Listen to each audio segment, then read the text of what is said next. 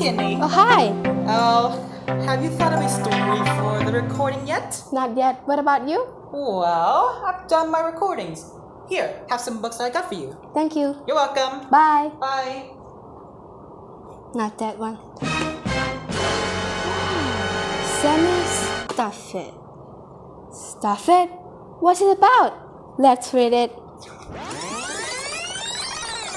Wow, it's an interesting story. Oh. Good morning. Welcome to final round of storytelling competition 2021. Ladies and gentlemen, allow me to introduce myself. Well, my name is Sammy. I am 11 years old and I am a student from Savannapum School, Wat Phnom Penh, Perth. It's such a great honor to be here and narrate an interesting story, which is titled Sammy Stuffit.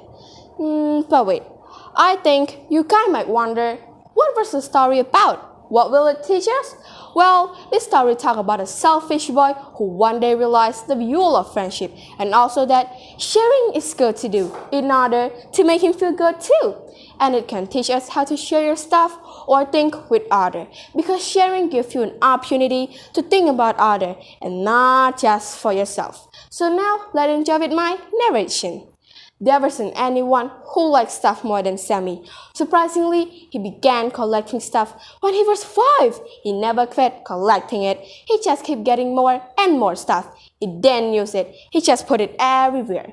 Sammy put all his stuff in a dresser. His stuff rock in sock drawer. His stuff baseball, card, bottle cap in his pants drawer. Soon, his dresser was full. He had no room for more stuff. When he turned sick, he put his stuff in his closet. He put it under his bed and on the corner of his room. Meanwhile, his room became so full with all of his stuff. Day and day. Sammy grew older, but he didn't stop collecting stuff. He just kept getting more and more stuff. Moreover, Sammy had every game he had been ever made, all of them. He had 16 television, 24 radios, 9 stereo, 32 bicycles, thousands of CDs, books, and computer, include software and hardware. It seemed there was nothing that Sammy hadn't had yet. Years passed. Sammy got even older, but he didn't stop collecting stuff. Every time when Sammy filled one place with all of his stuff, he would buy other place to put all of his stuff. He bought barns, warehouse, bought cars, boats, and he stuffed all of them with all of his stuff. When someone wanted to borrow his stuff, he said, "It's my stuff. I want to keep it safe. If I let someone use it, they might not bring it back." One day, one of Sammy's friends asked, "So, Sammy, what did you do with all your stuff?"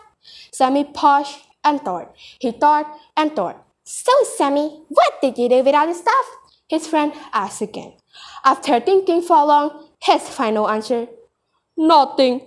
I do absolutely nothing with my stuff." "Then why you have so much of it?" his friend asked. Sammy didn't know how to answer. He just said, Because it made me happy." "Well, you don't seem that happy. How can something you do absolutely nothing with make you happy?